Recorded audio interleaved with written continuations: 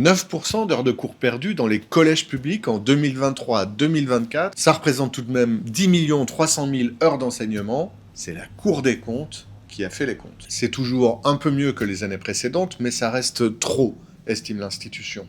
Elle s'est intéressée aux raisons pour lesquelles les cours n'ont pas eu lieu.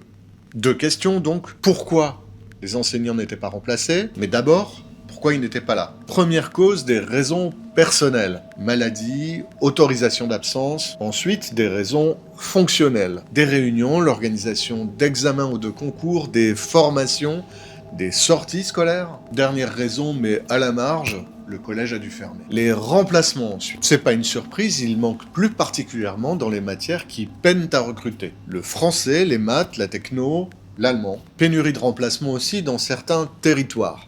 Ça concerne par exemple les zones les moins denses, celles où il faut faire des kilomètres de route, ou, et c'est encore plus embêtant, le manque de remplacement touche les zones d'éducation prioritaire. L'exemple de l'Île-de-France est édifiant, avec une pénurie marquée dans le Val d'Oise et surtout en Seine-Saint-Denis. Mais tout n'est pas perdu. La Cour des comptes fait des propositions. Par exemple, des formations mieux organisées et une meilleure politique de prévention en matière de santé pour limiter les absences, et davantage de profs pour enseigner 2 matières, histoire de faciliter les remplacements. La balle est désormais dans le camp du ministère de l'Éducation nationale.